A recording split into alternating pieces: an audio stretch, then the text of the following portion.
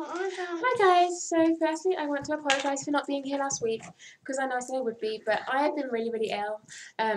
If you see on Instagram, I've been moaning about it loads. I'm kind of hitting the back end of the virus now, so I'm back. But last week I was way too ill to make a YouTube video. I kind of felt like I was going to die. And I couldn't really see. I had like a massive migraine, and so I wasn't here. But I'm back now. I have two insane children, a dog and a rabbit, all kind of congregated around me because apparently I can't do anything without everybody kind of being in the vicinity. There's you, yeah. And so yeah, so excuse any background noise and craziness that's going to happen, but I think this is the best we can do today. So just quickly sidebar in the video and explain something just quick. I have this kind of list of videos that I want to get through that you guys have asked for and that I've had planned for ages. And so while I get to that list, one of which is today's, I'm going to do possibly every now and then if I need to, like this week, another video later on in the week, kind of just to talk about other stuff that's been going on, because sometimes stuff comes up and I want to talk about it, and so yeah. But I'm going to try and get through things quite quickly, because otherwise I'm never ever going to catch up with all the stuff that is going on. So this week's video is something that I've been asked about on my Instagram, my Ask FM, my Tumblr, all over the place, about recovery from eating disorder while you have food intolerances, or when you develop food intolerances while you're in recovery.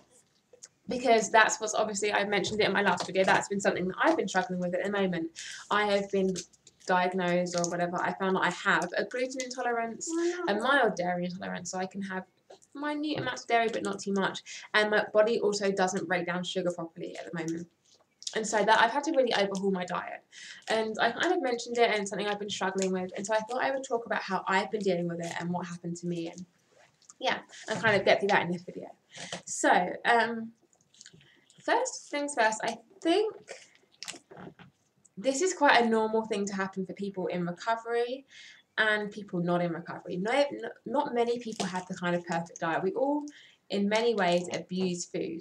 You know, people binge on, people who are completely healthy and have a healthy relationship with food often, you know, go on crazy sugar and carb binges over Christmas or whatever, and actually it doesn't take that much to tip your body over the edge into a point where they don't really, our bodies can't break down food and use it properly as energy and fuel. And when that happens, you get intolerances, and it's really crap. And so it's something that happens a lot in eating disorder patients, because we do abuse food a lot and to a massive extent.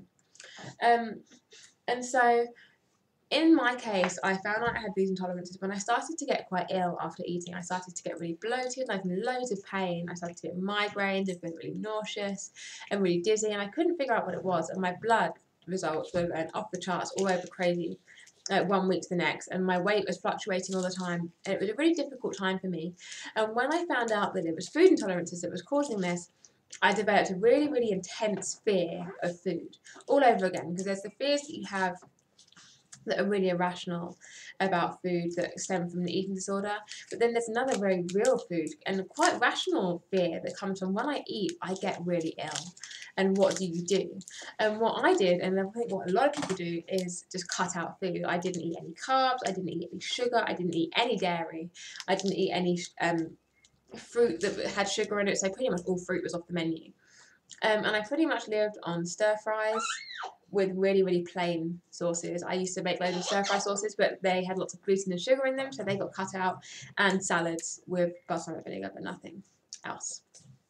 And then, because I wasn't eating properly, my body really wasn't healing itself. And so with food intolerances, what you want to do is eat around your intolerances and heal your body and heal your digestive system so you can start eating again. But what I was doing was just not eating, and because I wasn't eating, I was still getting really bloated, my weight was still fluctuating, I was still in loads of pain, and I was still really ill, and that fueled my anxieties and my fears around food and eating. And I think what's difficult specifically with eating disorder patients is that you develop a kind of list of safe foods, foods that you can eat, foods that you will eat during your recovery to help you gain weight. And suddenly when those foods become unsafe because they make you physically ill, because you know you're advised not to eat them, it suddenly throws up massive anxieties about food in general, because that was food you deem safe, and so then all this food that you deemed unsafe, you're now expected to eat, but it's unsafe, and it's very confusing and it's very scary. Personally, what really helped me overcome this was the fact that I had to feed my children. Dylan eats 3 meals a day. I'm starting to wean Isla now. I'm still breastfeeding, obviously, but as well as breast milk, she's going on to solids. And so it's incredibly difficult to prepare more than one meal when you have 2 kids to look after. And so generally we all eat the same thing. And because obviously I couldn't have them living on stir fries and salads, plain salads with nothing on them, I had to start figuring out what I can cook for all of us that we can all eat that is healthy and balanced. And so what I did, I started looking at food in a whole new way. If you follow me on Pinterest, you'll see a couple of times a month I go completely crazy and pin loads of new recipes, all vegan and gluten-free stuff. Ways to make salad dressings that are gluten-free and sugar-free and dairy-free. Things like hummus that I can have that it's better for my body and stuff. All sorts of stuff. I love falafel at the moment. I don't know why I was going to say falafel. And so what really helped me was to explore food, learn to cook, learn to read your recipes, learn to. I mean, I think that helps with eating disorder patients as well, because a lot of the time it feels very safe to control what's going into your food. But learning to cook and learning to cook around my intolerances and produce food that tasted really good and that I enjoyed to eat around my intolerances and that could nourish my children around my intolerances really helped me. And for a while it was really hard because I was seeing things that had scared me before, like really scared me before. I was having to suddenly incorporate into my diet as forms of protein and as forms of fat, things that I would never have touched before. I was suddenly having to eat because I couldn't eat before. And safe foods, things like corn, I suddenly found I couldn't eat anymore without getting really, really ill, and I had a lot of corn before. And I had to swap corn for lentils and beans. And beans and lentils are something that have scared me for a long time because although they're high in protein, they're high in carbohydrates, and that was something that I didn't really sit well with me. So I always avoided that for corn. And then I couldn't have corn anymore, so I've had to switch to lentils. And things like root vegetables, using them to thicken things. I had never had root vegetables before, and I can only have them in moderation now, but it was also something that was really difficult for me. Certain fruits that I felt really safe in eating, I can't eat anymore. So a lot of things like berries I can't have, but apples are really good, and apples are something that have really scared me for in an irrational way for a really long time. And so I had to completely really overhaul my diet, and I'm still working on it. And still sometimes I, will eat 2 packets of crisps and then be in agony, or eat fondant while I'm baking and be in agony for days. But for the most part, it's working. But I think that's what's important about learning you have intolerances and continuing to eat. You have to know your food, and what it forces you to do is it forces you to cook. And I think that's what a lot of people do when they're in recovery from eating disorder. You find out you have an intolerance and you use it as an excuse. Well, it's very easy to use it as an excuse not to eat. But what you have to do instead, if you can't eat what you used to eat, and that's a given. But what you have to start doing is learn to eat other things. Learn to cook, learn to read recipes, learn to source new food, and enjoy doing that. Use it as an opportunity to become healthier, an opportunity to gain skills in cooking that you might not have had before, an opportunity to taste new things. And you might not like things.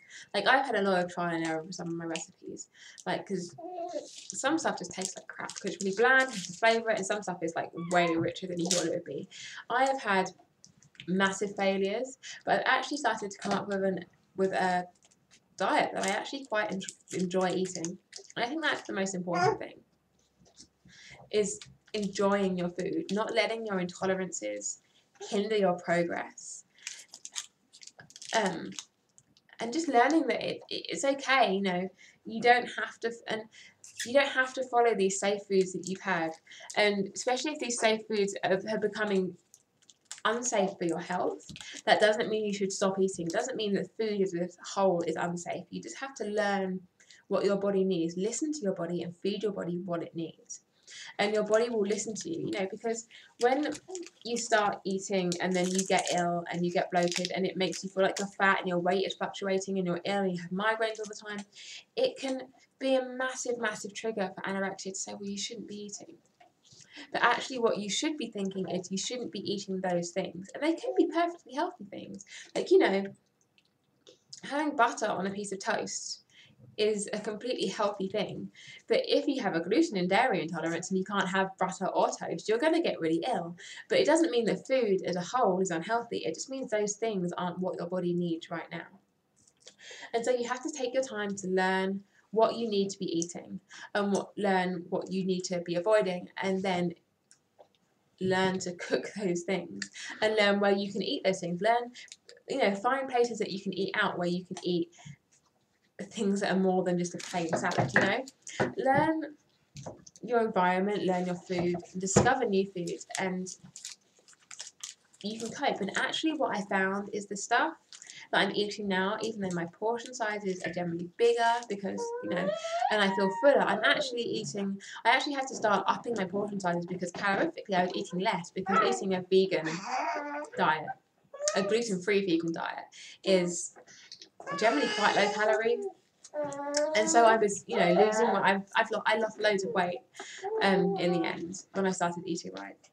And so actually foods that have become a massive fear for me are actually becoming a lot safer because I'm eating healthier and I'm nourishing my body, and my body is working a lot better.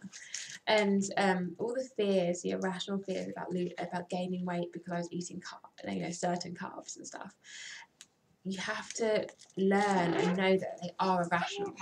And there is no point continuing to eat your safe foods if they are just damaging your body, because they are not safe. They might be safe psychologically, but they're not safe for your body anymore. They're making you ill. And it doesn't mean that food isn't safe. It just means that you need to make better, more informed choices about what you're eating.